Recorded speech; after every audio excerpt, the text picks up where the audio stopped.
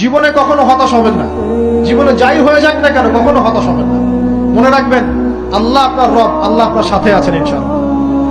এই সমাজ আপনাকে যেভাবে শেখায়, কিভাবে শেখায়, এই যে স্কুল, কলেজ, ইউনিভার্সিটি, চাকরি, বিয়ে, সন্তান প্রতিপালন, আর তারপর ইন্না লিল্লাহি ওয়া ইন্না ইলাইহি রাজিউন, এই তো শেখায় নাকি?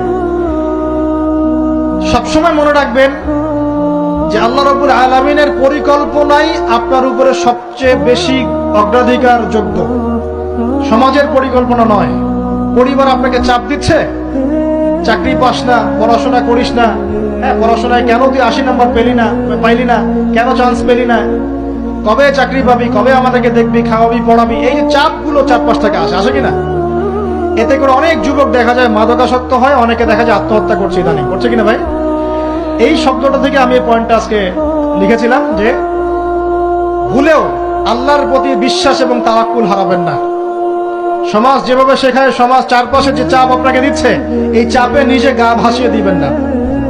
আপনি আল্লাহর কাছে দোয়া করবেন, আল্লাহর কাছে পথ চেয়ে নিবেন এবং আল্লাহর প্রতি তাওয়াক্কুল ভরসা করবেন। কখনো আত্মহত্যার পথ বেছে নিবেন।